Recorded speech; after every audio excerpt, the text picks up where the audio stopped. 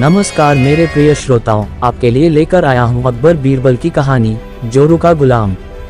तो प्रिय श्रोताओं, अगर आप मेरे चैनल पर पहली बार आए हो तो वीडियो को लाइक और सब्सक्राइब जरूर कर दीजिए। तो चलिए वीडियो को शुरू करते हैं। तो प्रिय श्रोताओं, एक बार की बात है, राजा अकबर व बीरबल दरबार में बैठे कुछ अहम मामलों पर चर्चा कर रहे थे।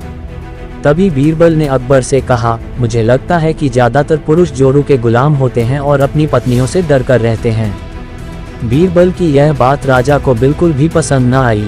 उन्होंने इस बात का विरोध किया। इस पर बीरबल भी अपनी बात मनवाने पर अड़ गए। उन्होंने राजा से कहा कि वे अपनी बात को सिद्ध कर सकते हैं, मगर इसके लिए राजा को प्रजा के बीच एक आदेश जारी करवाना होगा।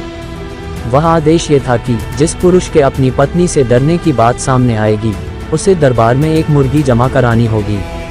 राजा बीरबल की इस बात पर तैयार हो गए। अगले ही दिन प्रजा के बीच आदेश कराया गया कि अगर यह बात सिद्ध हो जाती है कि कोई पुरुष अपनी पत्नी से डरता है तो उसे दरबार में आकर बीरबल के पास एक मुर्गी जमा करवानी होगी। फिर क्या था, देखते ही देखते बीरबल के पास ढेरों मुर्गियां इकट्ठा हो गईं और सैकड़ों मुर्गियां महल के बगीचे में घूमने लगीं। अब बीरबल राजा के पास पहुंचे और बोले, महाराज, महल में इतनी मुर्गियां इकट्ठा हो गई हैं कि आप एक मुर्गी खाना खोल सकते हैं, इसलिए अब आप इस आदेश को वापस ले सकते हैं। मगर महाराज ने इस बात को गंभीरता से नहीं लिया और महल में मुर्गियों की संख्या धीरे धीरे और भी ज्यादा बढ़ने लगी। इतनी अधिक मुर्गियां महल में जमा हो जाने के बाद भी जब राजा अकबर बीरबल की बात से सहमत नहीं हुए तो बीरबल ने अपनी बात सिद्ध करने के लिए एक नया उपाय निकाला। एक दिन बीरबल राजा के पास गए और बोले, महाराज, मैंने सुना है कि पड़ोस के राज्य में एक बहुत की खूबसूरत राजकुमारी रहती है। अगर आप चाहें तो क्या मैं आपका रिश्ता वहां पक्का कराऊं? ये सुनते ही राजा चौंक उठे और बोले, बीरबल, तुम ये कैसी बातें कर रहे हो? महल में पहले से ही 2 महारानियां मौजूद हैं। अगर उन्हें इस बात की भनक भी लगी तो मेरी खैर नहीं होगी। ये सुनकर बीरबल ने तपाक से जवाब दिया, चलिए महाराज, फिर तो आप भी मेरे पास 2 मुर्गियां जमा करा ही दीजिए।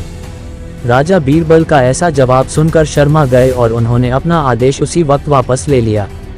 इस कहानी से यही सीख मिलती है कि अकबर बीरबल की इस कहानी से हमें ये शिक्षा मिलती है कि बातों की चतुराई से हम किसी भी बात को मनवा सकते हैं। जरूरत है तो बस बीरबल की तरह चतुराई से अपना पक्ष रखने की।